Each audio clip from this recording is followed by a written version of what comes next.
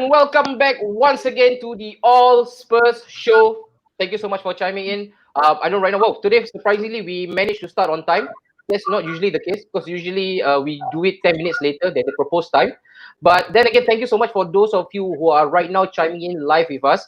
As you all can see, it's all the All Spurs Show. We've got three of our esteemed guests from, of course, none other than my sworn and nemesis, Spurs. All right. So we'll go through all the guests for today. All right. But before we do so, Noah, have you actually informed that we are now live through our Instagram account? Okay, Noah. All right. No worries. I think, Noah, you gotta check on your audio quality, man. I think you're lagging. All right. So before we do so, let's go through all the proper introduction. Let's start off with my top. I think safe to say the most handsome guest for today, as usual. And I'm talking about the minion. How are you doing, Boon? I'm fine, Ravi. Thanks for inviting me once again. No problem. After the last time, I thought you like ban me or something already. No. If I do that, then I will be considered sour. You see, I know. Yeah. But the thing is, it's great to have Boon. Right now CB period is over. Does the diary go on though? The Chris Hemsworth diary, does it go on? Diarrhea, of course, it goes on. I've been eating very spicy stuff online currently. Okay. So how is your stomach coping with it? Surprisingly, it is coping well. Coping well, huh? I didn't know my spice tolerance was so high actually. You didn't know that. Okay. And do you have any plan to even go one notch higher than the ghost pepper? I had the ghost pepper already. No. Anything higher than ghost pepper? I had the mala, very spicy stuff, and some people are telling me they're gonna give me some devil spice or what, this spice, that spice. So give me, I eat all. Oh, you gotta be careful with the friends you mix with, man. Not everybody has your interest at heart. As I can see. All right, but it's great to have you. It's great to have you, Boon. Thank you so much for joining us. And the next one, we've got I call him Le Prof, Heikel. Always so calm, cool, collected. Heikel, how have you been doing? How have you been coping with the different rendition of Hari Raya this year? No visiting, everything goes through Zoom. Yeah, first of all, thank you so much. Thank you for so much for having me on again. It's a different Hari Raya. I miss the personal touch lah. I miss the personal touch with my parents, with my siblings, with my cousins and stuff. So it's a whole new Hari Raya. But I guess we have to adapt. Inshallah, next year will be different.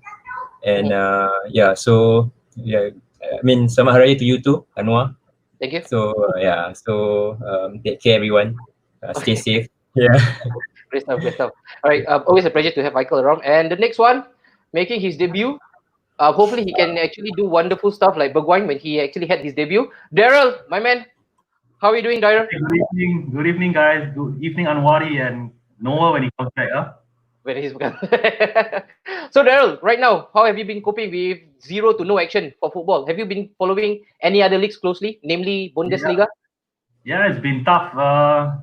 Difficult when there's no football because we're also used to it. So I did watch the Bundesliga, the first 2 match days, I think.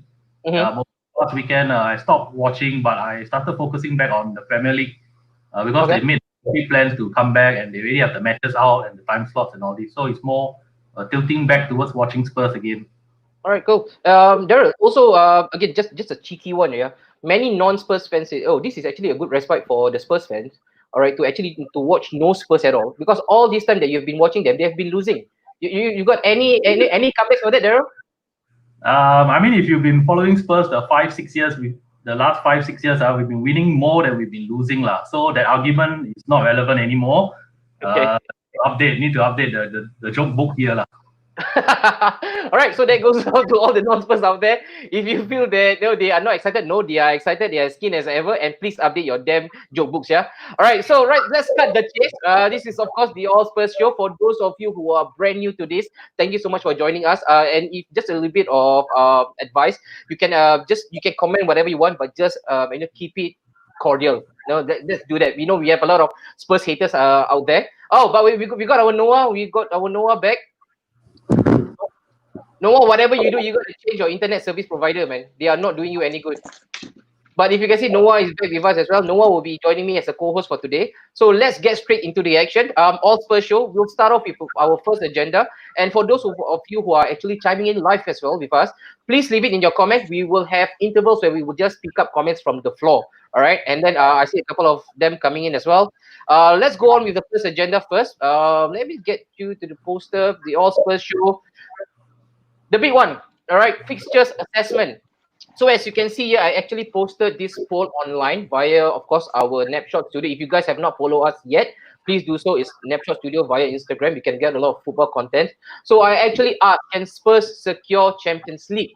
I didn't post the result because I actually, again, I want to save you all from grace and embarrassment because it was really compelling against you guys. So the percentage was 78% no and 12% yes. And the 12% all came from Noah and Boon only. All right, so let's go through fixtures by fixtures. We actually did it with the United boys actually last week, and they were all guns blazing, all right, to say the least. And especially when it was Spurs against United, and that's where you guys will actually restart your campaign. So I think what better way for us to actually kickstart this with the most popular Spurs fan in Singapore, Mr. Boon. Boon, your task right now is to actually rate the first game, United playing at home. How do you see this game panning out, Boon? Yeah, first of all, I can see the comments lah. I think really people need to really update their joke books. Come on, stay classy, man. Stay classy, man. Stay classy. Wow. Okay, come on, Boon. Back on track. Okay, back on track. I don't even know the fixtures, to be honest. So we're playing United first. Yes, you are. Where we playing? Old Trafford, right? Nah. Where? You are playing at your stadium. Oh, you mean that shiny stadium? The shiny stadium. You can see at the background as well. Yep, playing here. I would say it will be a tough game because one thing is this. This is our pre-season. Yep. This is a pre-season without the season being over. Mm-hmm. Yeah, so they've been resting for a very long time. I don't know. Fitness, I think apart from Giovanni and Tatanga, I think the rest are all already training. They had this 11-a-side game. They look sharp, even Ndombele look sharp. I think, if I'm not wrong, correct me if I'm wrong, guys, this is the first time Jose actually have his whole squad at his disposal. I'm very excited to see people like Bernwine, Lo Celso, Sani, Delhi playing with Kane. So I would say this will be a tough game. But I think we will win. I think it will be a tight game that we will beat. The important thing is we have to exploit their weakness in defense. Okay. I still think their defense very, very what is that thing called? Very suspect. Okay. So I think United game is winnable, but realistically I will go for a draw. And then, do I need to go the rest? No. So you stay because you are a spicy character. So we gotta save you for the best. All right. So you start off United. You mentioned any typical score that you want to pick up? Realistically, I think it might be a 2-0 or 2-1. Okay. And Boon, where do you see the match? All right, that will be won or lost. You know, is it in the middle of the park? Because you know for sure that United will be welcoming back Paul Pogba into the squad, and then they have Bruno. He was on fire before the season again was stalled. Where do you see the battle? You know, being won or lost for Spurs? Sudah lah, Boon. I think our defense, especially our right and left backs, are very suspect. So especially right, because our right back is actually a right winger in disguise. Okay, the guy can't defend to save his life. So I would say the United have fast wingers and fast wing backs. They have to exploit that. Yeah, so I think, but to be honest, I don't really think they are a threat. I don't think they are a threat because Bruno Fernandes, how many games have he played and he became BBC Team of the Year? I don't know, man. If you're talking about it, he featured against Watford, he featured against Everton, and then he featured against Wolves, I think. 3 games at least. Fine. So give you another 10 games, you're gonna win the Ballon, is it?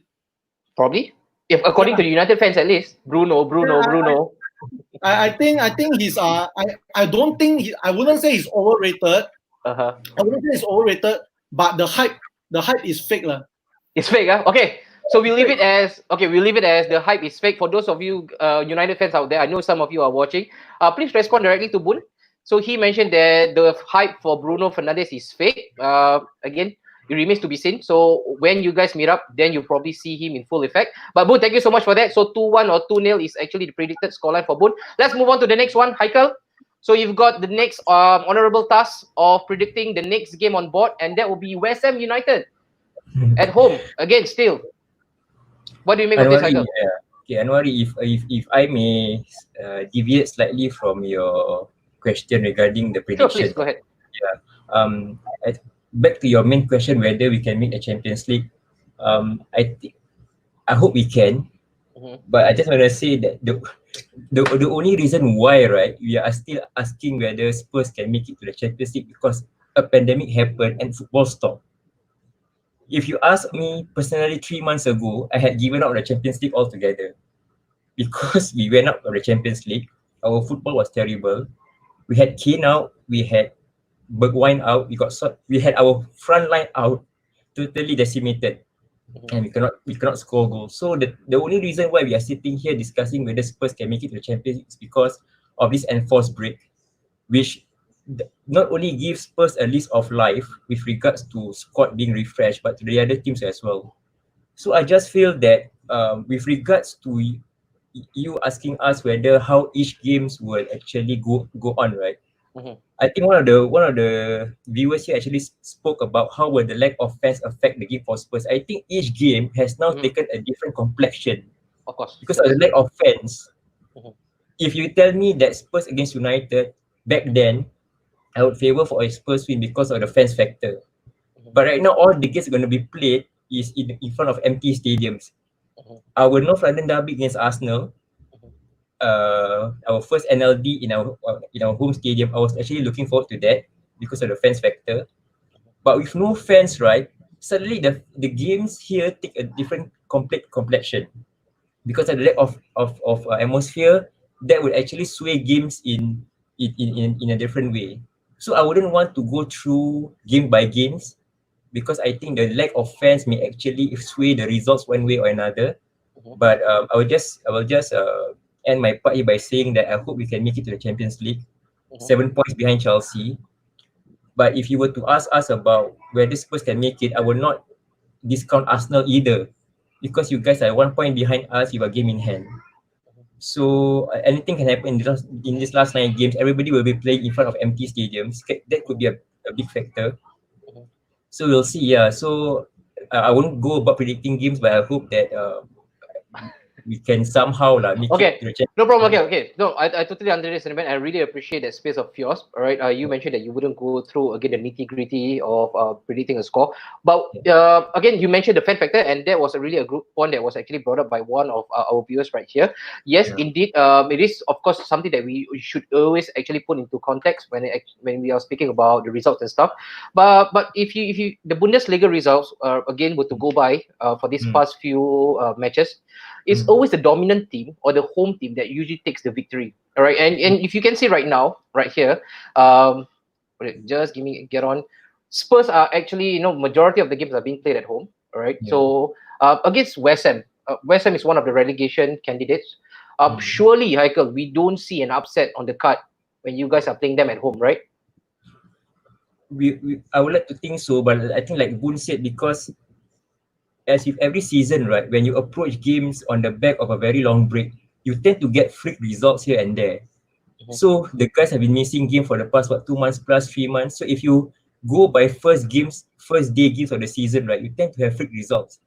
I'm not taking away from Spurs game, but for example, Arsenal could beat Man City because I hope so. It's those kind of first day games of the season kind of freak results. So on paper, it looked like, we have 2 home games on the bounce. We hope to beat United. We should beat West Ham, but with first coming back from long break and empty stadiums, I'm not sure whether it can be as straightforward as that. Okay, but then again, I'm just gonna take this. You are actually subtly insinuating towards again a Spurs win, I guess. So Of course, Does it? yeah. Okay, all right. So we'll take it as that. All right, thank you, Michael. Thank you so much. Always insightful from Michael. So we'll move on to the next one. Daryl, we've got you on this time. Sheffield United, Bramall Lane, always not a great place to travel, especially now. Again, look at what a wonderful season they are having under Chris. Again, they are complete surprise package. I think right now they are occupying the 6 spots, and that is something that you would never put your money on. But right now, you guys are traveling over to the Bramall Lane. Of course, we also have to take into consideration for especially those teams who are of the lesser stature. Usually, they rely heavily on their home form, and especially with the roaring crowd at the back. But then again, hey, they have the PA system to actually just reenact the noises. For yourself, Daryl, you guys squaring up against Sheffield at the Bramall Lane. How do you see that game actually panning out? Yeah, so when you watch the German league, the Bundesliga games, you can see that there's no home field advantage because the fans are not there. You can see Bayern, they just go on and win. The away teams are not afraid. So in those mid-table teams, when they clash also, it could go either way. So Sheffield United, if they had a full crowd, they would be in a way really up for it, as the commentators always say, or the pundits always say. And it will be difficult for Spurs, but I think there's no home crowd there. It will be difficult for both teams, but I think Spurs will nick 1-0 or 2-1 win. This kind of game, Son Heung-min will sure get 1 goal. Do you see, like, I usually like to ask this, I usually like to hear alternate views. How could actually Spurs, bottle this up playing at Sheffield? So on paper, you guys look far superior in terms of quality. But then again, like Heike rightly mentioned, there's usually some topsy-turvy results along the way, some speed bumps. Do you see amongst all those fixtures, Sheffield can actually pose the most imminent threat? I think Sheffield United is a threat, but not the greatest one. I mean, there are tougher games like United at home, Arsenal, Everton. Usually West Ham is also a tough game also, but not Sheffield United. But of course, it won't be easy, but we should be able to get a win there. A winner. Okay, good. So Daryl also mentioned that it's going to be a victory for your Spurs as well. You mentioned it's going to be a scrappy one, a slim margin. So right now, we have actually passed 3 fixtures, and it's all actually accounted for a victory. So that's 9 points, something that's quite unseen. You guys have not strung 3 consecutive victories, I guess, this season. Not yet. And again, Boone is eating popcorn right now, and I think it's apt that he's doing so because our live section, or rather our live comments, is exploding. All right, so if I can take just a bit of our time to actually read some of them, let's head over. Faisal, hello Spurs lad. This guy, Audi Cup champions. Dude, that is something that your club can never sing about. Audi Cup champions. And then we've got Desmond also. Desmond chiming in with us. Muhammad Yusuf Abdullah. Noah, he has actually a question for you. What do you think of Spurs? Man, this I say, nothing to say.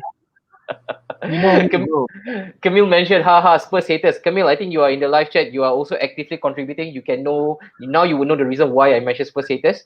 So I guess you have already received your answer. How's your DVD business? Okay. Good lah. Very good. Misha Lindo, dude. The comments are not helping. Hi sirs, I love Chelsea FC. Okay, I can't really be bothered with that. Plastic still on the seats. My God. Okay, let me pick up.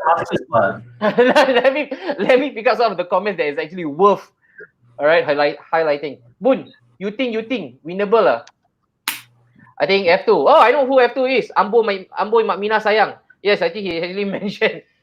All right, winnable United.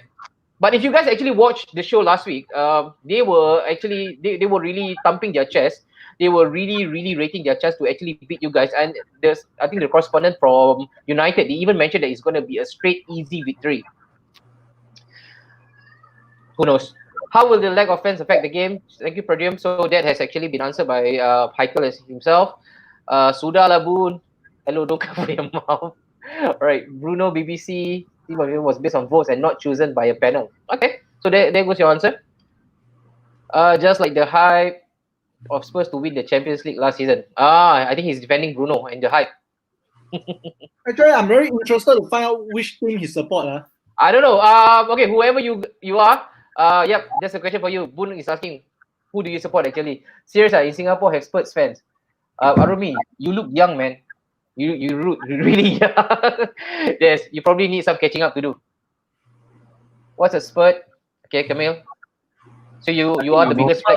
Some people You need are- He's the name of wrestler. Known as Jack Maverick. Derby County also have fans, you know. All right. Okay. Let's tone it down. Faisal Jamal win all your home games. Yeah, I think that's the best way. I think in all these fixtures right now, safe to say that these home games, right, will count for something that's actually pivotal and integral. If you win all those remaining home matches, and you got Sheffield away, you've got Bournemouth away, you probably can pick up 2 or 3 victories along the way. I don't think there's a lot of room for error for Spurs, especially if they want to play catch up. All right. But then again, we leave the comment section for a bit. All right. We'll head on to Boon right now. Boon, your next task is for us to actually let's play Oracle here. You versus Everton back to your home ground. What do you make of this? Everton. Honestly, Everton I think will win, but the games before that, West Ham, Okay. banana skin. That will always be their cup final. That will always be their cup final. So it's anybody's game. That one I don't know. I won't be surprised if we lose there. Okay. Yeah, What is it about West Ham? What is it about West Ham, Boon? It seems like you rightly mentioned banana skin. Every season they usually get one over you guys. What is it about West Ham?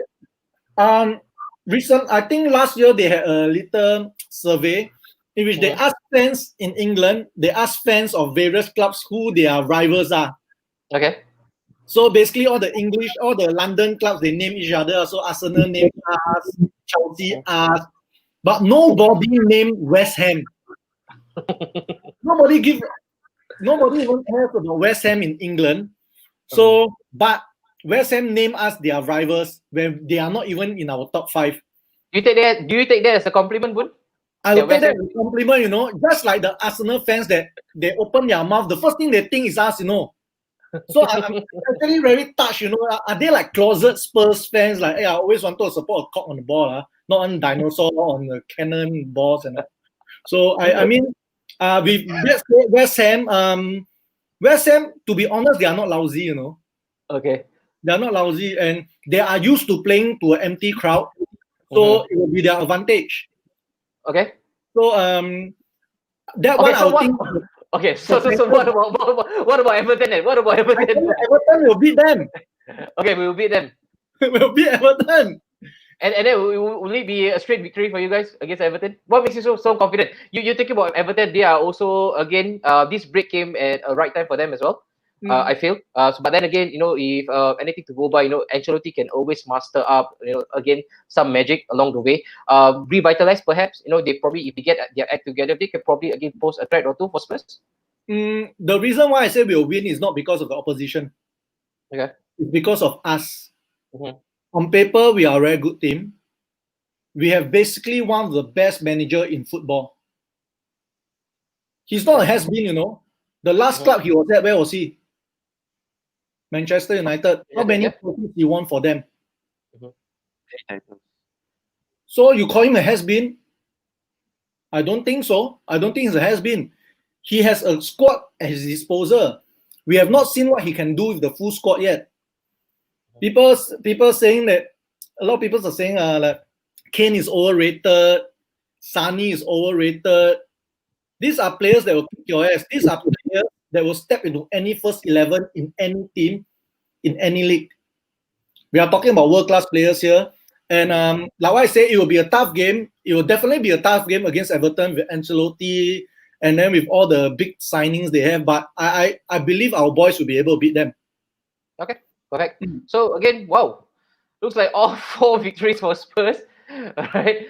How we wish that actually the Spurs, players can actually take a bit of whatever conviction that you have in you guys as fans.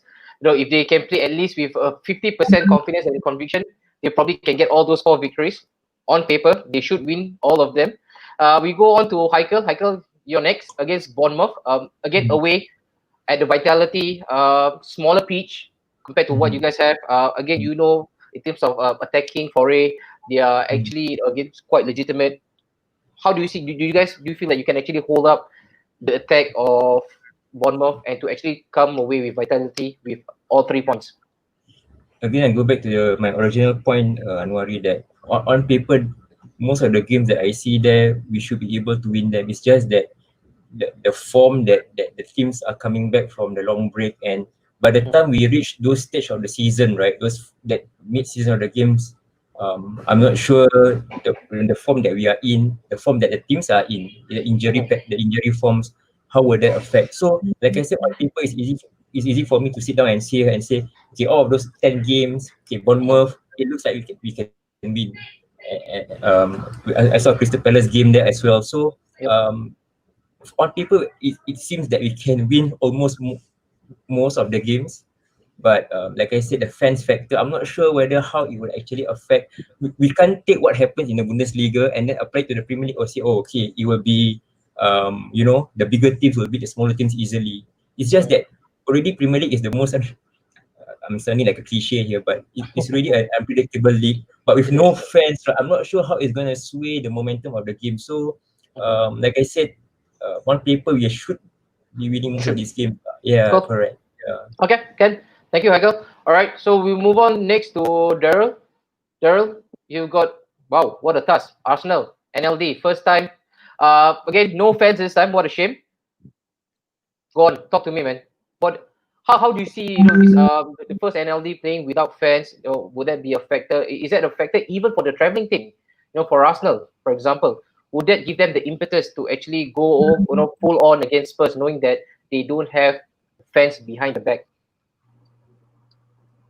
Yeah, I think like what Heiko mentioned, it's difficult to see how teams will react, and then come to that point, they may have adapted in how to play behind closed doors, and the way they will set up the teams as well. So it'll be easier for Arsenal because the fans won't be on them; they won't feel any pressure. Just go out there and play. But then again, it's the same thing for the Spurs players also, because then they don't feel the pressure from the fans, because sometimes like if after 20 minutes it's still 0-0 or or go behind, then the fans can make it difficult for the players to focus also. So it will be a tight game also lah. It can go either way. Most likely it will be 3-2 to Spurs lah. Spurs will make it 3-2. 3-2. Wow. Okay. We will never put the score out of contention. There's always goals galore when it comes to Arsenal and Spurs. So 3-2 on your end. All right. So we'll quickly move. We've got 3 more, and then we are done. We go on to the next agenda. Boone, Newcastle. Next for you, St. George's Park, or rather St. George's Stadium. For yourself, how do you see this game actually turning? Do you see like this game turning on its head? I know along the way sometimes Newcastle can usually get one over Spurs as well. Every season there would be that plot twist, especially when you guys are playing at their home stadium. Anything different this time? That will be a tough game. That is the potential game that we might lose. I'm not gonna paint everything so rosy and win every single game. I would think that game will be potential that we might lose. Okay. But I still say with this team, I still say we can beat anyone. Okay. If they perform to what they are supposed to do. Yeah. Newcastle sticky. I would say banana skin again lah. Okay. Why you give me all the banana skins one? Yeah, because you're the banana man. Oh, thanks, man. You're the real banana man. Look at your banana friend at the back. Anyway, Newcastle are no whipping boys lah. They are not whipping boys. Knowing Steve Bruce, he probably parked the aeroplane, parked the space shuttle. So, and then that's the thing. Our team, especially our defense, they are not young. They are not the dynamic up and down team that we knew a few years ago. But they might catch us on the break. Yeah, and then their players will just get touched a bit, fall down on the floor like they got knocked down by a car or gonna F5 by Brock Lesnar. So I would say that one is a potential. They might just do the double over us. Okay. So you see that as a potential banana skin for yourself? Yeah, I don't see a win. I don't see a victory. Okay, good. All right, we've got 3 sets to go, or rather 3 more fixtures. All right, before we wrap things up for the first agenda. But before that, I really want to pick up something substantial, all right, from the comment section. But we have a couple of trolls along the way. But I saw a really good one. I think it came from Manu. Let me see if I can find that one. I think that was in relation to your point, Boon. I think West Ham is a rival. You see, I think Manu thinks otherwise. He feels that Manu West Ham is a rival. Oh, he's a West Ham fan. Manu is a Is he? fan. All right, Faisal says, Everton Oh, have yeah, gone Manu Carlo. from London, support West Ham. Yeah, heard of him before. Okay. Wait, that was totally a different information that I got from Noah. Noah, you mentioned he's a Spurs fan. Manu. Yeah, Manu's a Spurs fan, man. Okay, so this is an inside joke. So I think I've missed the memo. All right. Oh, Troy Biaggi. All right, correct. I think the season should not restart, especially with what's going on. Just void the season and start again instead of this mess of fixtures. It's true, but I think I think us as a human race, again we should get back to normality. Of course, when we say that we should not want or we do not want the seasons to restart, is always against tailored to our own agenda. I think for an Arsenal fan, it's safe to say that we wouldn't mind if this season just sailed past us. But what about people like Leicester, who's having a season of their life? Of course, after their again incredible achievement, their fairy tale run, they probably will come in with a louder shout to say, "Hey, we need this to be continued." People like Liverpool as well, But yeah, again, I beg to differ, Troy. But great point. Camille, Manu, London's a mess now, innit? Stay safe. Oh, okay. Top notch, I agree. Years ago, but still, yeah. Let's go with Purdue. If they did, there is more to lose there financially for all clubs, and in the long run, could go bankrupt. Yeah, spot on, man. Spot on. I think the financial implication, especially for those smaller clubs, you see, right now, even the big clubs, they are bleeding financially. Again, they have been severed of all their match day revenues. What more about those smaller clubs? Again, the smaller ones with more lesser resources to work with. We are really afraid that they might just go bankrupt. So again, this is again in the best interest of everybody. Again, at the end of the day, there should be a starting point. There isn't one specific point that we can actually just pinpoint and say this is where it's safe. It's always good to start somewhere, and I think it's a perfect time even for them. I mean, people who are in the UK, they probably can actually chime in and think, whether that sentiment will resonate strongly with them. There should be a starting point. Let's go with this guy. We won the league at your Irie, behave, Irie, behave. What you I know you can be fake, but that's history lesson all. All right. QQ smiles. First time see Boon so serious. Hello, Melvin. How are you doing? I'm a serious person. What are you talking about? Wow. Hey, I'm honored, man. We've got Johnny. Johnny, the real life hero, chiming as well. Newcastle will be new champions of EPL. Johnny still got over Newcastle. All right, Jasper Richard. Jose have to stop parking with Spurs, not our style at all, totally. Yep, we'll get on to that, Jasper. All right, the third agenda will be, again, tactical talks. I think that will be, one of the most favorite topics to actually speak about, especially now under Jose. Not to any agenda. If Spurs were top, I would still say what life matters. Oh, okay, big man. All right, let's go on to the next one. Let's quickly wrap this first segment up. Michael, start off with you. Leicester, again, season of their life. Fast attacking team, with Vardy up top, with all the pacey wingers. Do you see them inflicting huge damage against Spurs right now with the current backline that you have and the current tactical approach that you have defensively? I actually think that of all the games, right, this Leicester City game is ironically should be the one that we could, look at it and say could win with some ease. Not because I'm disrespecting Leicester, not at all. I'm a huge fan of the team, but looking at the table right now, right, they are the third place team at the moment. So I think by then they would have secured their Champions League spot. Because of the distance that they are having compared to the other team. So I think that by the time that point of the season comes, right, I think they would have completed what they need to do, perhaps play with less vigor, and that's where I think we can take advantage of a less competitive Leicester City side by then. But if you were to say that you're going to face Leicester now, they are a very dangerous team. I wouldn't be so confident to predict a win. So yeah, so Leicester City at that point of the season, right, could be a good team for us to play then lah. Okay, great point, Michael. So you're placing a little caveat here. Again, if by then Leicester would have actually secured the Champions spot, then this will actually make the task seemingly easier. If they are amongst the competitors for the top 4, I will fear for that game as well. Okay. Yeah, because they are such a dangerous team. Yeah. All right, great point. Okay, so last one, let's end it with Daryl. Daryl, let's wrap things up here. Crystal Palace, London Derby, away, Selhurst. Yep. So Spurs will go to Palace, last game of the season. I think it won't matter because Spurs won almost all the other 8 games, right? So we already You just did. according to our predictions for 7 teams for boom. And then this is the one we will just go out, enjoy ourselves. Troy Parrott will start the game. We'll probably draw this one.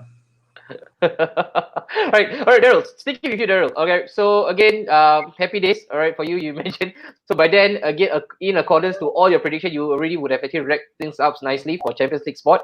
I want you to get on this. If the season is concluded abruptly, what do you guys think should happen? Yourself, if Daryl. the season ended now, is it? Right now, right now. Yeah, if the season ended now, then you still have to plan. You still have to do forward planning, right, for next season because that's what UEFA also wants. So, I mean, you can say void the league. Then okay, let's look at how to decide the top 4. So we either can do the points per game system where they put in the formula, and then you gauge over 38 games how they fared, and then you can do that. I will accept that. You can end the season now. You can take the current top 4 teams. It's also fine with me. Whatever decision is fine with me lah. But the Premier League has decided to, so we as fans are reacting to that, and it's totally fine. If you disagree with it, it's also fine. But you gotta move on also, right? Like everyone's going back to work. Life has to continue in some way, shape, or form. Of course, we have safeguards in place.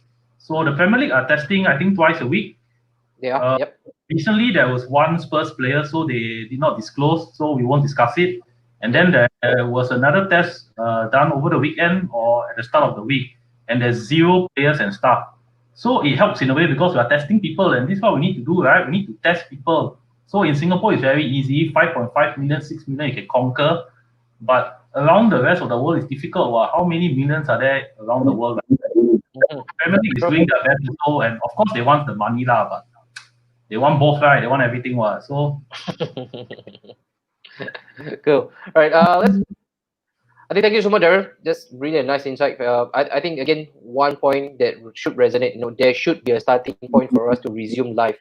Again, everybody has their own agenda, but I think what matters most right now is for us to actually get the ball rolling for once. All right.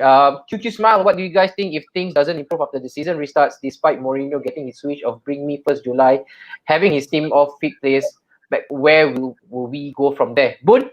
Maybe you want to take this on, Boon? Yeah. Before that, shout out to Jasper, big fan, man. In case you don't know, Jasper is the best futsal coach in Singapore. You all want to train your kids in futsal, look for Jasper. Nobody else. All right. So, QQ Smiles. QQ Smiles. Smiles, what do you guys think? If, blah, blah, blah, blah, blah, blah, blah. So he's part of the anti-Mourinho army. Okay, first of all, Amir. 1st July. What if things don't improve after the season restarts? I've already told every single Spurs fan and football fan that I know that give Mourinho this season as a practice or whatever you call it. Okay, I don't even care if you don't qualify for Champions League. It could be a blessing in disguise. Yeah. So next season, see what he does with the team. Okay. He's not a miracle worker, Number one, he's not a miracle worker. He's having, despite getting his wish, where will we go from here? We continue doing what we're doing, going up. We are a club on the upward trend. We are not going down. We are not a club that is declining. People have to notice this. People who keep reminding themselves that they are supporting a big club, They are supporting ex-champions. They have to remember this, the Chelsea fans, they are not really supporting Chelsea, they are supporting Locomotive London. Chelsea didn't win anything. Locomotive London won thing. They are not supporting Manchester City. They are supporting Abu Dhabi City. Okay, wow. Keep that in mind. The only team that, as much as I hate to say this, is your team, the one that last won the Premier League. That is a real team. Okay, you have to, as much as I don't like them, but you have to give the props. What Liverpool is doing this season is phenomenal. What they won, lost one and drew one and beat everyone else. Come on, nobody can do that. So Mourinho, give him time. How much time? End of the season, next season, give him some time. Yeah, Yen, he is the special one, and I still believe that he's a special one. Give him the players he wants. I'm not talking about big name players. We obviously know where we need to change, where we need to upgrade. Do the upgrades, take it from there. Wow. Passionate defense by Boon. I hope QQ Smile, you probably got your answers right now. So if you're unhappy, you can take it off here with Boon. So Boon, I don't think he's an anti-Mourinho or Amir. He's just probably asking on top of it. Probably a curious cat. All right. Whispers in the night. These panelists are champs. Man, that's why they are on this show. You don't get it anywhere else. All right. Heikel, I move on to you. Interesting point.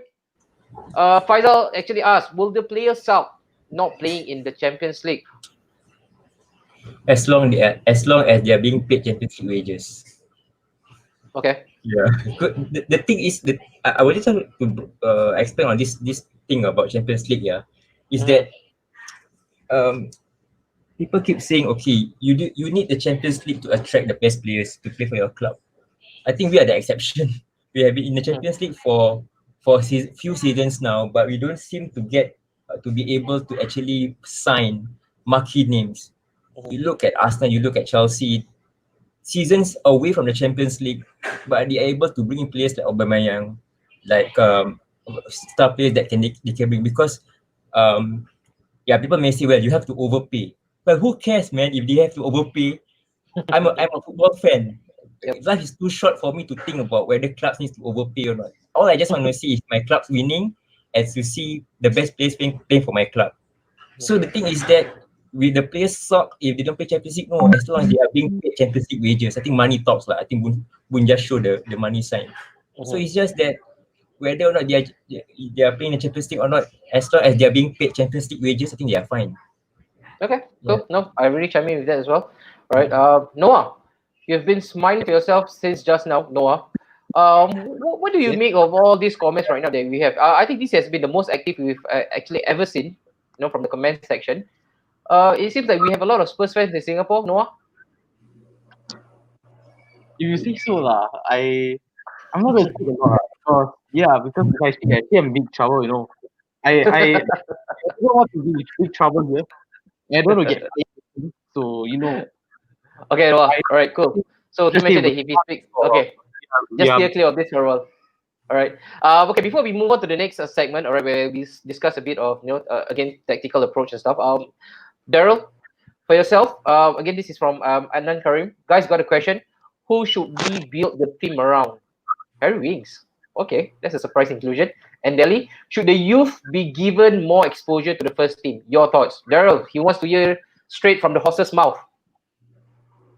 Horse's mouth. Okay. I think the team obviously is built around Harry Kane. I think we start with Kane, and then from there we build around him. So that's very obvious. Youth, do you give them a chance? I think we've given Japhet Tanganga a chance this season. Oliver Skip has been involved.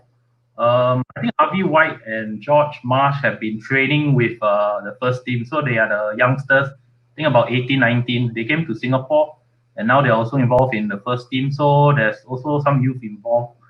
Troy Parrott also has been around the first team. So I think it's quite good. I think we have the youth who are there to supplement the first team players if we get the injury problems. Done. Okay, cool. And don't you think right now, again, Mourinho always carry this again this tag with him. Don't know whether he's actually deserving or not.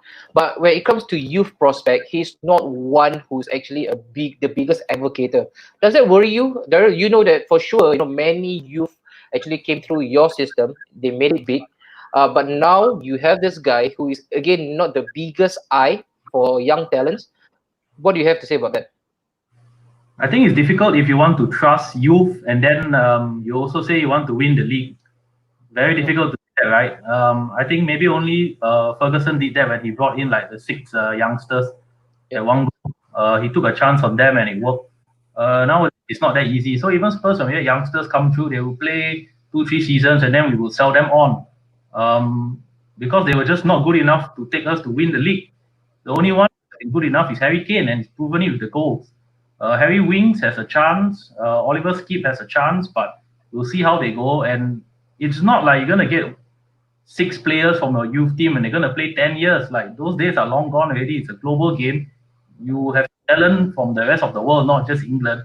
So that's it. Okay. The best, the rest will be sold. All right, cool. All right, thank you so much, guys, for those who guys. Please keep the comments coming. All right, we've got another section where actually pick up some of the comments again, like what we did just now. Let's go on to the next one. All right, tactical talk. So some of the question posted: who should be the centre back pairing? Should Kane be fielded straight off? What's the midfield combination for Spurs? Go on with Boone. Boone, my man. Centre back pairing. So right now you've got a plethora of options to choose from. You know, again, whether it's a good option to have or a good headache to have, that remains to be seen. But then again, put you in a spot right now. Centre back pairing. Who should we start with? The heart says Toby and Vertonghen. Mhm. The brain says Tanganga and Toby. Okay, and how do we merge the heart and the brain then? Where do we go from here? No, I mean, the heart don't win you games. The heart don't win you games. Right. If I would say the centre back pairing, the best option I would say is Jeffert and Toby. Different and Toby. And Okay. this is time for Jeffert to learn from the best. Mhm. Who else? I mean, take away VVD, Toby is probably the best defender in the EPL now. Mhm. Yeah, we need to buy a I don't think we need to buy a centre back. We need a right back, and we might need a left back. Mhm. Yeah. So you mentioned it will be Tanganga and Toby for yourself to be the centre back pairing. All right, cool. On to you, Heikel. Heikel, anything you want to touch on when it comes to the defensive structure? And sometimes Mourinho does not really go with your 3. You know, he's usually he favors the 4-2. All right, but then again, do you agree? Would do you chime in with him? You know, Jeffrey should be thrown into the mire, especially your first game is against United. Do you then break the integrity? Again between him and Jan. My only concern with Jefford playing with Toby, right, is to actually play Vertonghen at left back, and Vertonghen has lost some of his pace as age grows lah. So even though Vertonghen is a good crosser of the ball, it's just that I'm not sure whether as a left back, just yet actually a more than able left back for us. So the thing is that the only place that I see Vertonghen plays for us is actually centre back. But for him to play centre back is at the expense of Jefford lah. So, but it's clear that between the 3, Toby is the main centre back. I would still play Vertonghen as part of the 2 with Toby, and slowly Jefford, although he has proven he has shown his promise, but slowly once this season's over, then actually Jefford can take over Vertonghen's place. But I think for now, Vertonghen and Toby are my main 2 centre back. Okay, good. Thank you, Michael. Right, great stuff. Next one, Daryl, for you. This conundrum about Harry Kane. Harry Kane will usually, again, in a heartbeat, he will usually make the starting 11. We've seen that in the final last season against Liverpool. This time around, again, a long layoff. Should he be thrown straight into the first team fold for yourself, Daryl? Where do we start with Harry? Going by the photos we've seen from training, the training matches he's been involved, I expect him to start, no doubt. He will start. And if he's tired, he will still play on. That's how it is with Harry Kane at Spurs. Okay, so you reckon that Harry, and do you agree? Because the thing is, there's always that chatters that saying that, oh, sometimes Harry is again being overly pressurized to actually start a game. I think you guys work well with Son as a false nine, leading the line, and now you have him back. Don't you think again it would be ideal and wiser to actually start with Son instead of Kane for the match against United, especially? If Harry Kane is fit, he will start. Then it's whether who plays behind him, like whether it's Son, Bergwijn, the Chelsea, or how do you fit Dele Alli in there? Okay, so now Harry is leading the line. Who do you have supporting him then, Daryl? Yep. So behind him, you have 3 attackers to support him. So you get Bergwijn, you get Son, and you probably get Dele Alli. You probably get Dele Alli start because the Chelsea is not fit or it's got a slight knock because he didn't play in the 11-a-side game that Spurs had. Okay. All right. So that will be your pick yourself. Yep. Okay. All right. Move on to Boon. Boon, midfield combination. So he just rightly mentioned. So this is a perfect time for us to segue into the third topic, which is the midfield combination. So Daryl mentioned that Lo Celso might be out with a slight knock. If he is, then what will be the combination then? So Sissoko is back.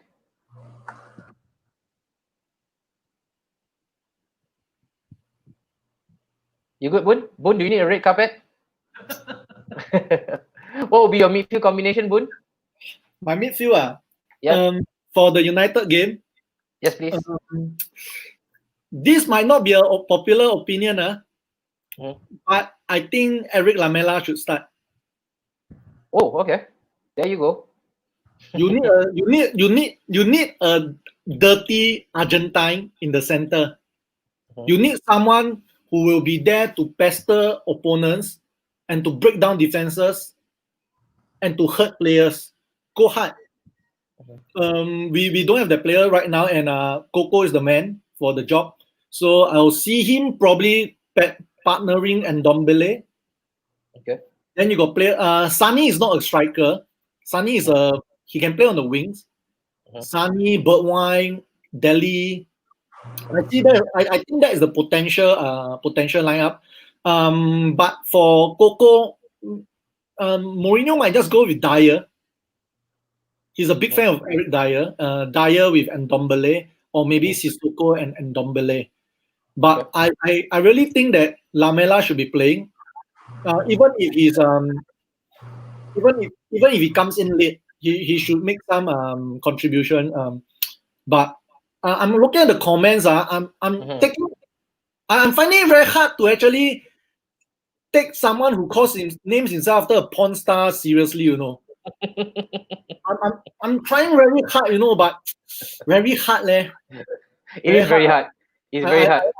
I think I'll just ignore his comments, I mean, okay, I'm sure he proper name. But midfield, I think that would be my midfield supporting him. Okay. All right. We move on to Heikel. All right. But before we do so, Troy mentioned my wife says Lamela is a headless chicken. Troy, I think my wife says the same thing as well about Lamela. All right. Kiki Smile actually mentioned Kane should be benched. Again, I want to touch on this issue again, Heikel, about Kane. Again, his selection usually will ruffle some feathers, whether he should or should not start. So again, you have actually heard from Daryl himself. He mentioned that if he's fit and looking at by all the pictures right now that has been posted, he should start. He should make the starting 11.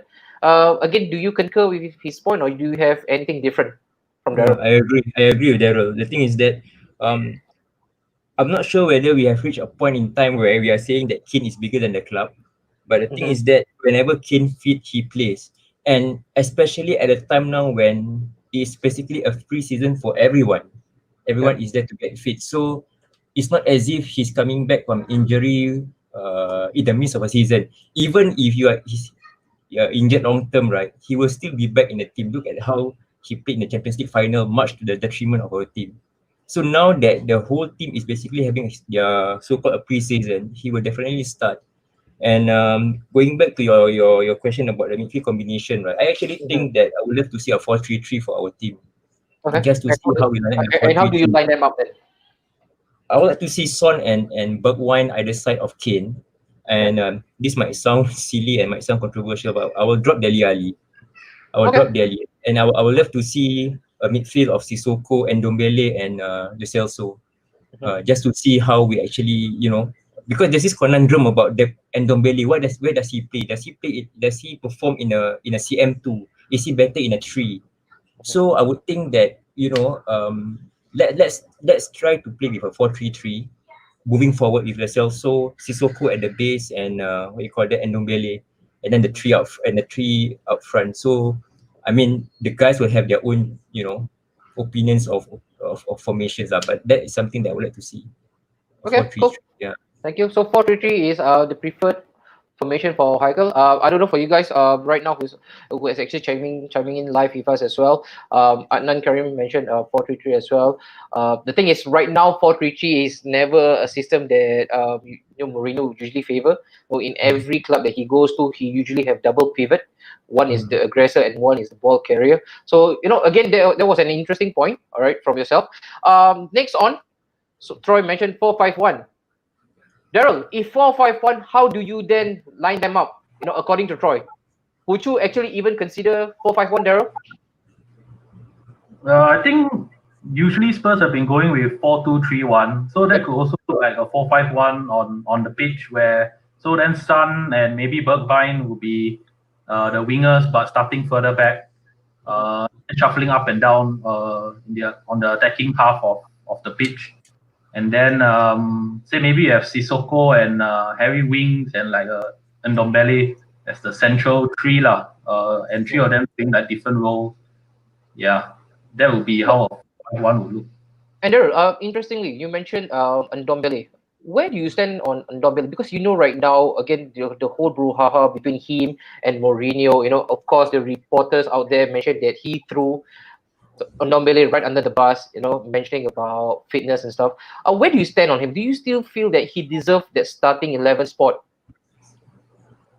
Yeah, when we signed him, I mean, his name was similar to Dembele who left, so we thought like he'll just do the same thing, right?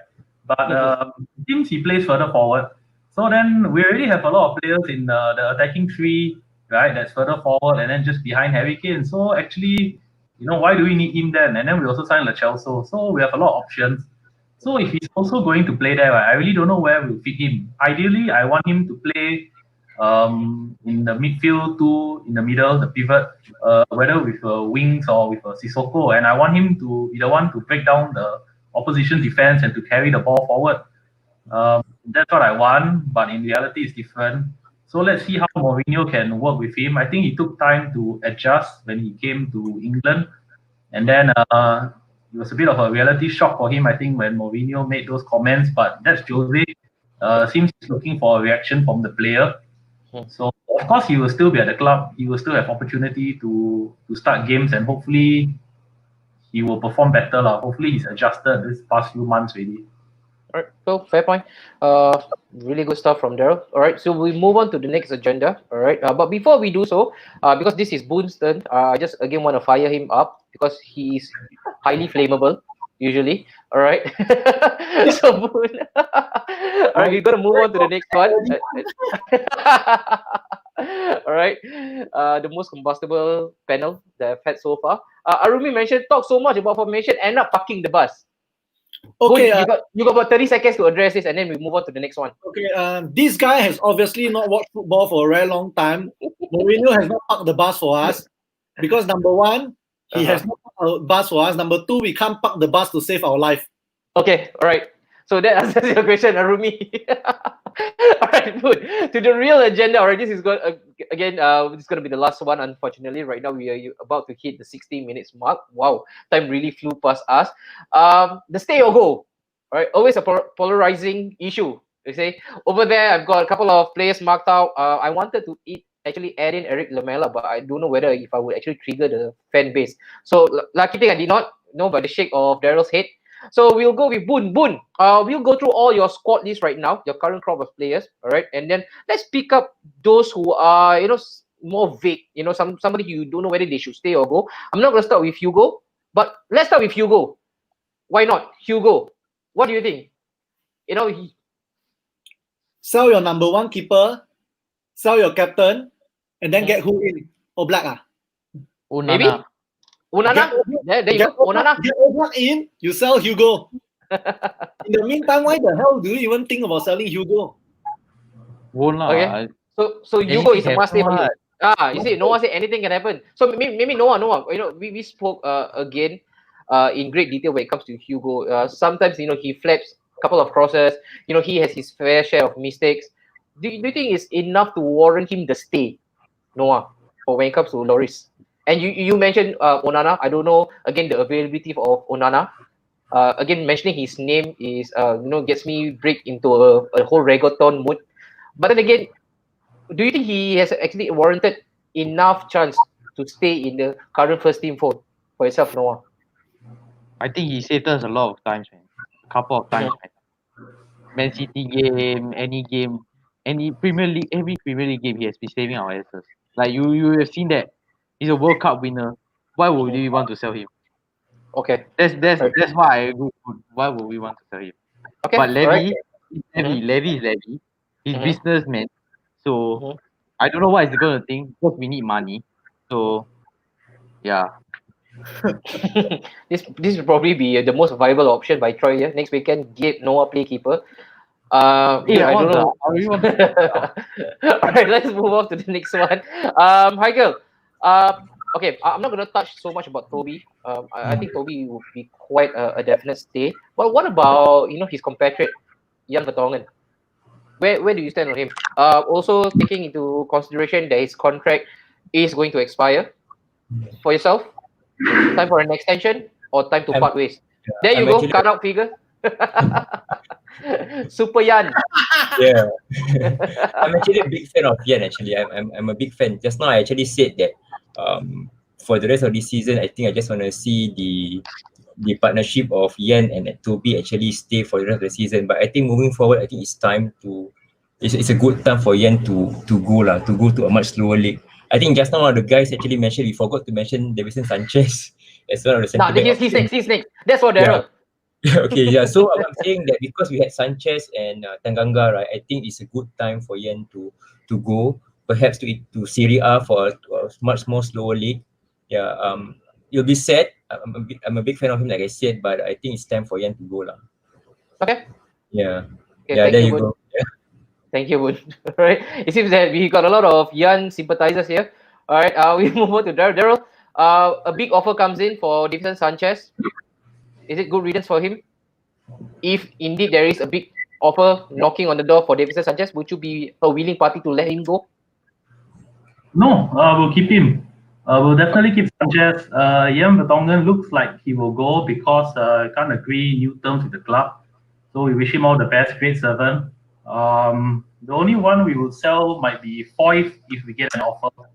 But other than that, we'll keep Sanchez, we'll keep Toby, we'll keep Tanganga as the centre back options. Maybe Ben Davies is another fourth choice. So those are the centre back options for Spurs. Okay, so definitely a keep for you for Sanchez, yeah, Daryl? Yep. Okay, cool. All right, the next one, on to Mr. Boon. Boon, what has got you laughing, Boon? You want to share?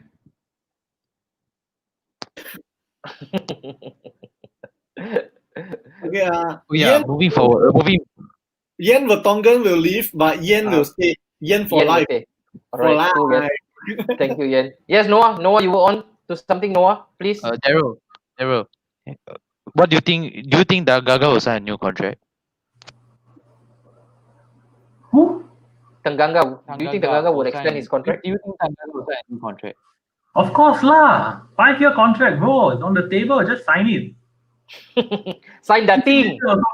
E-signature also can. PDF, fella. Right. Okay. All right. Okay, there you go, Noah.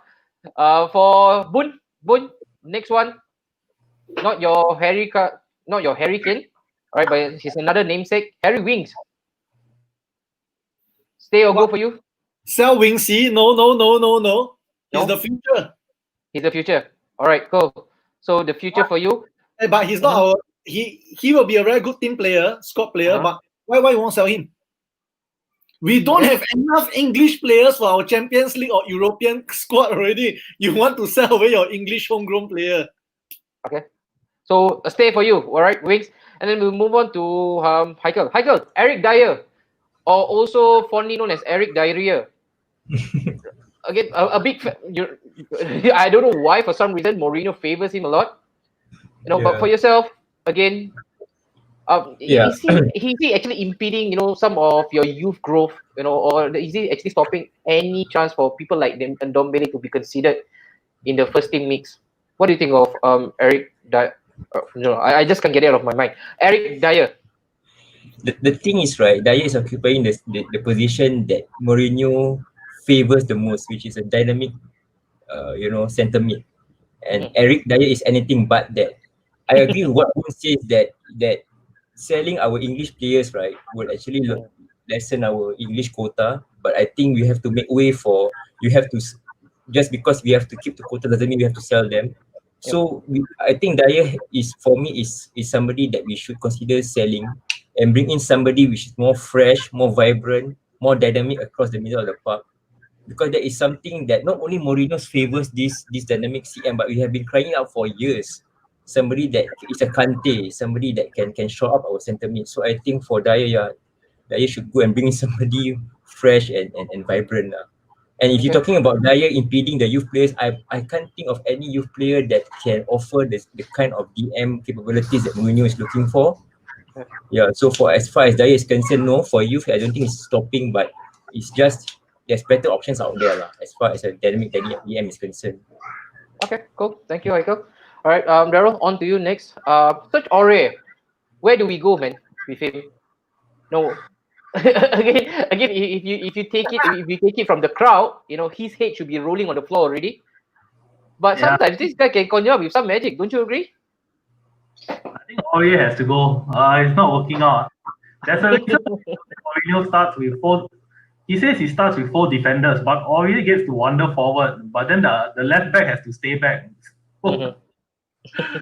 So I think Aurier has to go. We need a replacement at right back if we can get someone who's more defensive minded. I think Serge is too much. Attacking is fine, but when he has to defend, he can't do it well enough if you want to challenge for top 4. Yeah. And I okay, staying on the right back position, I actually want to pick up one comment that actually caught my eye.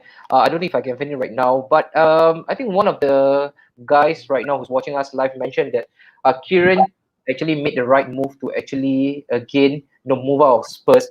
Don't you think that it was actually surprising for you guys to let go of Kieran, knowing that your options is not so stacked when it comes to the right back position, Daryl? Yeah, Kieran Trippier played well, but I think last season. The thing is, you have to understand the frame of mind of the players. And last season, after doing so well and going to the final and losing in the final, it really felt like the end of a journey. Even if we had won, it would have been the end of the journey because they've been with Pochettino for 4 or 5 years. So definitely a lot of players had to leave at that point. So he was one of them. And the offer came in 20 million, just over 20 million from Atletico Madrid. So he was 29. So of course, we would sell him and then use Aurier. And here we are. Yeah, all right, good stuff. Boone, this is probably I've got just one last question for every one of my guests today, and then we'll just pick up some of the comments, and then we'll probably call it a day. Boone, sticking with Spurs right now, if again hypothesis, right, you guys miss out on the Champions League, would you much rather miss out on Europe totally, or do you think that UEFA or the Europa League is one viable competition that you guys should enter? I think we had this conversation that time. If we don't go to the Champions League, I think Europa League will be good. Okay. Europa League will be good. Like what I said the other time, if we can win the Europa, we'll win a silverware and qualify for Champions League. Why not? So, no Champions League is not the end of the world, It's not the end of the world. I've been supporting Spurs since even before Champions League was there. I think so. I think last time got Champions League, right? Doesn't matter. I did not support this team because of Champions League or silverware, So, like I said, we are a team on the up. We are in a stage where we are rebuilding. We need to rebuild. So, if we are not going to we are not going to Champions League, I will make do with Europa, but I'm also okay to go without Europa. Okay. Because then we'll really concentrate on the FA Cup and the EPL itself. So I think it could just be a blessing in disguise, you know. Mhm. Yeah, you don't have to play on Thursdays. Yep. Europa might be a distraction, but it's also a good chance for the young players to play. Okay. Mm. Right. Cool. And that's it for Boon for tonight, I guess. All right, Boon. Let's see if we have any more interesting comment for you to get flame. But we leave it at that. Right now, let's go on to this particular comment. Spurs are top 6 side, not a rebuilding team. Heikel, where do you? Sorry. Yes. Boon. Yes, Yeah, you still have. I want to answer this very long already, you know. Okay, go on. Go ahead. Yeah. We present you with the honor. I don't know. I don't know what is he drinking or smoking, or has he been watching football the last 5 seasons? I don't know lah. So even if you are not in the top 4, you are still rebuilding. Liverpool was also rebuilding when they're the top 4. Trust me, City will also rebuild and they will be challenging. So I mean, you are entitled to opinions, but that's my opinion. Top 6 side, yeah. The EPL is not about top 4 or big 4 anymore. How many big teams? Yeah. Right, there you go. That's all you get from Boon, essentially. All right, Heikel. All right, it was supposed to be your turn, but of course, in Boon's true fashion, It's okay. right, he actually got you right. Yeah, right. But right, Heikel, now that we have actually taken a look at again all the fixtures again quite closely, what's your hope for Spurs? Do you realistically again see that Spurs can actually finish it in the Champions League spot? And if you don't, I want to pose you the same question as what I did to Boon. Do you think it will be again detrimental for you guys to enter the Europa League, whereby it will be totally taxing physically for you guys to play on a Thursday? Ask me, and for an Arsenal fan, I've been doing it for the past 2 seasons. It's horrible. You play against teams that names that you can't even pronounce. And then again, you always put your eggs all into one basket, and then you don't win anything. Again, egg in the face. Where do you go? Where do you stand when it comes to the Europa competition? Yeah, I actually feel that if you don't get to the Champions League, we should just be off Europe altogether.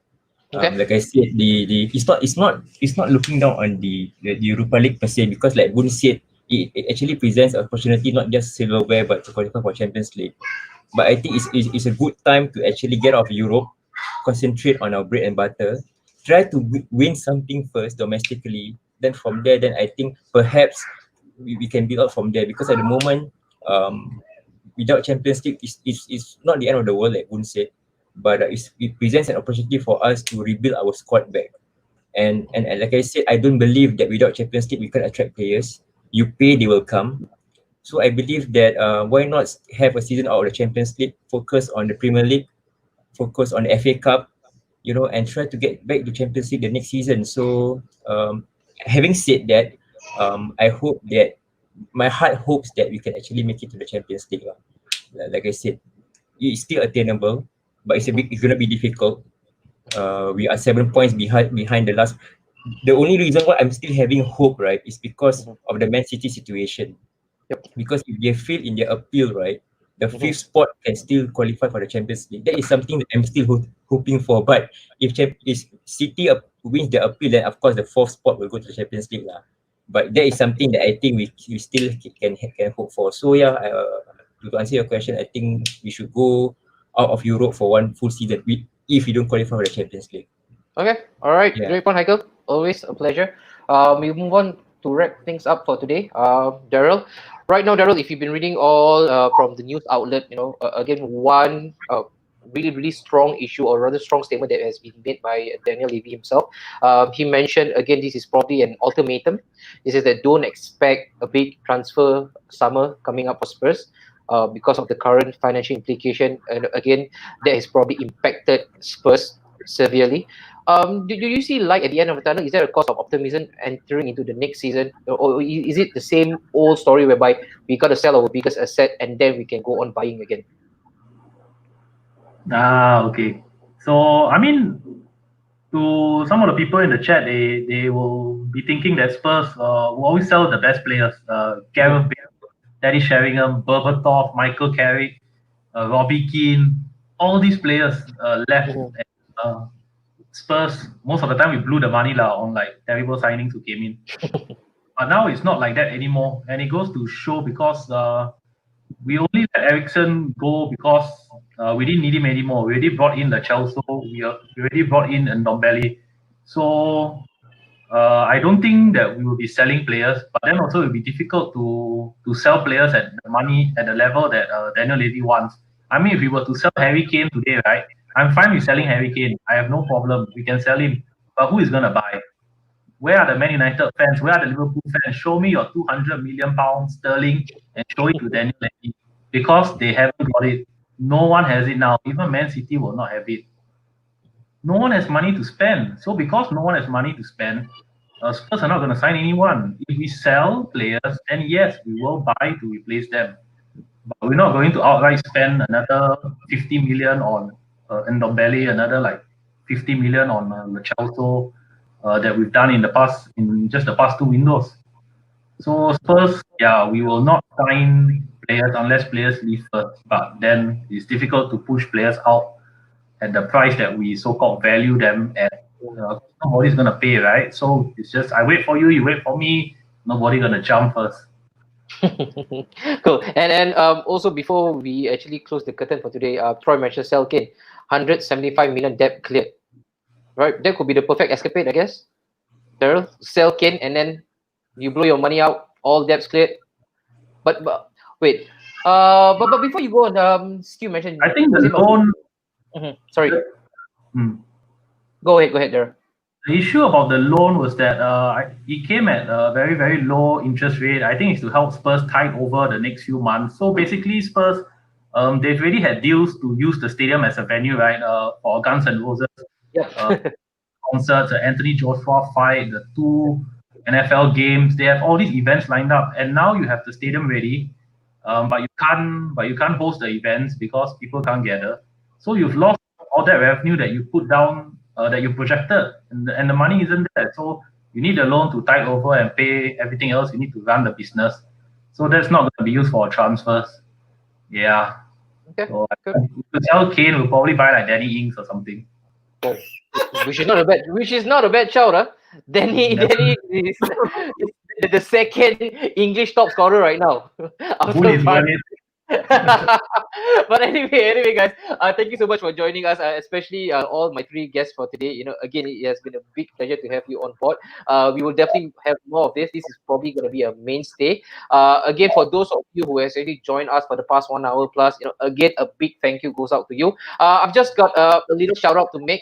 Right now, Napshot Studio has actually produced our brand new line of merchandise. So right now, as you can see, this is one of it. All right, this is the monochrome series for Son, and then we also have Kane as well. All right, let me see if I can get Kane on HK10, and this came from Daryl's brilliant mind. Right, if not, we actually wanted to go with Hurricane, but he mentioned that is actually too akin to a natural disaster. So, and then we also have we also do have the colored series, guys. That's Delhi. There you go, with his infamous celebration, and also this is Noah's brilliant idea as well. Oh, what a night! He actually bugged me to actually have this on. This is actually momentous. You know, what a monumental night. And how you can actually get them? It's basically real simple. You can actually follow us on our Instagram account if you haven't. Of course, Napshot Studio. And then for those merchandise that you actually just seen, all right, that will be under Napshot merch. And for those of you who are actually new to us, please do hit the subscribe button. All right, on our YouTube channel. That will go a really, really long way in helping us grow this content. And the vision for us is actually to have more Spurs fans on board. And again, we want to have more local fans like yourself, like me, to come on board and speak your mind. All right. And also one thing that I actually what you guys need to do for today, just need to code All Spurs Show, and you guys will enjoy a 10% discount. All right, on all the merchandise that I've actually displayed. All right, and then HK Riot. Okay, we leave that for another day. All right, but anyway, that's me, Anwari Napshot Studio, and from all of my guys signing out. Thank you so much, guys. Have a good one. Stay safe. Thank you. Signing off. Bye. Brian Chu.